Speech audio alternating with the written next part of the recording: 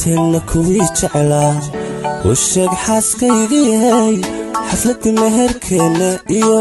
aynuu dhow yahay xuskeen xidigeen laakiin dad qaar waxay u maleeyaan arooskii liicaatiina baran yahay. السلام عليكم ورحمة الله وبركاته أصحابتنا كحيران جنال كنا معلومات وحن عاو هالكان إذن كوسو قد بنينا فافاهنتا أروس كليعاتو oo يوتيوبر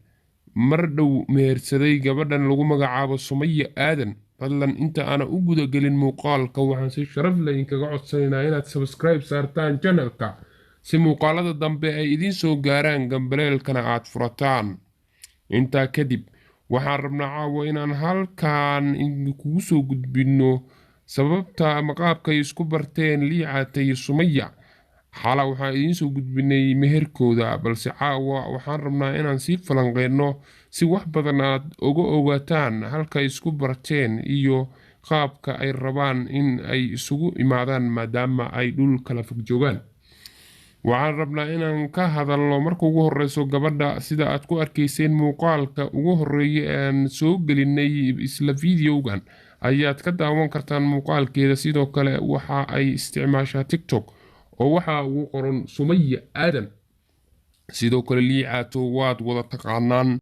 oo nin barayo ma aha waxa sidoo kale gabadhan ay ku sugan tahay carigan Yurub liicaata isagana waxa uu ku sugan yahay dalka Malaysia sida dadka qaar ay noo sheegeen ayaa waxa la sheegayaa in liicaato uu u socdo Yurub halkaasna ay uga fududaan doonto inay ishelaan xaaskiisa balse laga yaabo inta uusan isagaba bixin in ay iyada soo gaarto dalka Malaysia ama magaalada Nairobi uu dib ugu soo laabto. waxaa sidoo kale hambalyada saaka diray saaxiibadiis oo waa ay cadaatay arooskiisa cid kastana waa ay ku qasban tahay in ay u hambalyeeyaan oo qof kasto farxadiisa waa in aanu la qaybsano waxaana idinka codsanaynaa inaad u soo hambalyeysaan uguna hambalyeysaan meel kasto sidoo kale commentigana aad ugu hambalyeysaan caawa muuqaalkeenna halkaas ayaa nooga egyahay haddii aad nagu cusub tahay nagu soo biir oo taabo subscribe-ka gambaleelkana furo waad ku mahadsan tahay daawashada muuqaalkan.